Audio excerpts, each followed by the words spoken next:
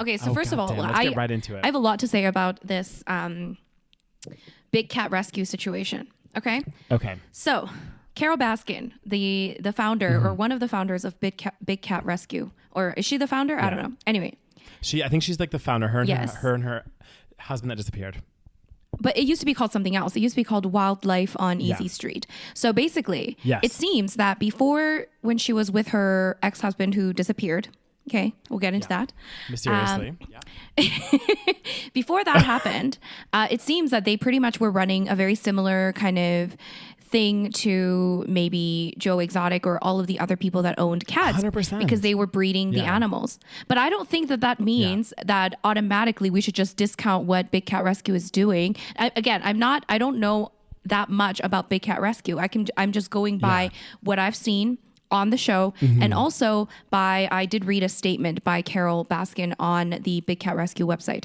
So yes, she was breeding them, but she doesn't breed them anymore. There's a big difference. Exactly. So, but she did say, like, in that podcast as well that you had kindly sent me that I listened to, it talked about how originally they were breeding, it was like primarily bobcats and stuff. Right. And then what had happened was, like, one of the bobcats that she had bred for somebody, they were like reselling it at an auction, and that was kind of an epiphany for her to be like, oh, actually she thought she was doing something good for the species, because she's like, they're endangered, it's good to breed them, like it's like gets more of the population out there. But then she realized, actually these animals that I'm breeding are just going back to the fur trade or to whatever else, because people can't handle the grown-up adult bobcats or whatever else, and it's not actually helping the original cause that she thought she was. So she had kind of like apparently an epiphany to like stop the breeding at that point. Right. Perfect. Yeah. So that's like, so we have a podcast here. If you guys wanted to hear more about this whole thing, there is a podcast called Joe Exotic Tiger King.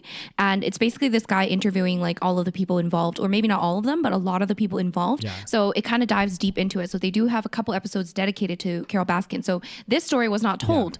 So what I guess my biggest problem with the show, well, one of the problems with the show was that, again, obviously it's hard to compress all of that information into a few episodes, but I feel like they really vilified the idea of the sanctuary without really digging into it. And it made anyone that's not educated about animal sanctuaries would watch that video and think, or watch that show and think, oh, she's just as bad as Joe Exotic, which is just not true.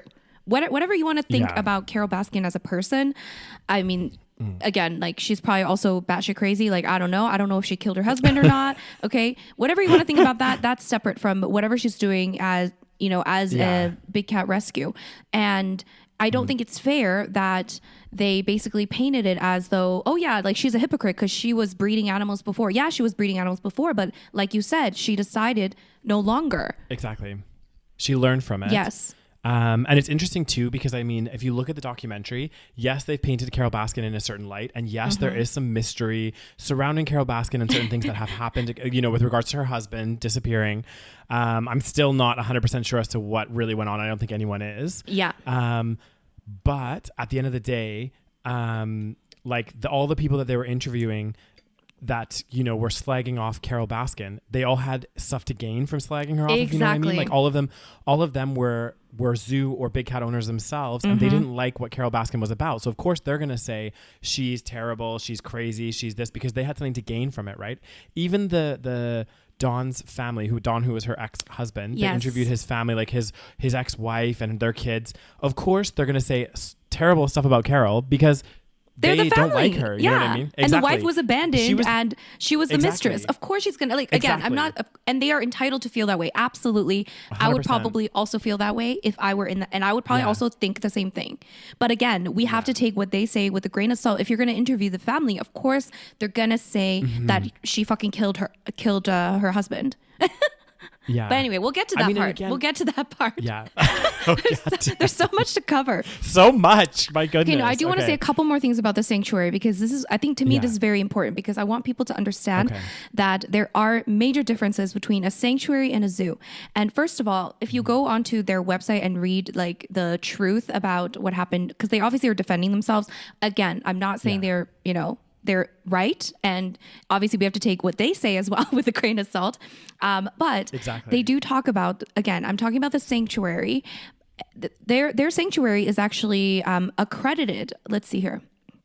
Yeah, they're accredited by the Global kind Federation of Animal Sanctuaries.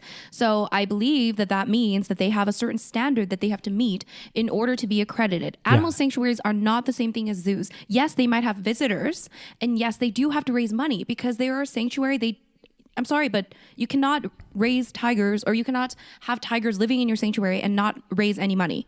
They are expensive, obviously, to feed them. We've seen that they can be very expensive.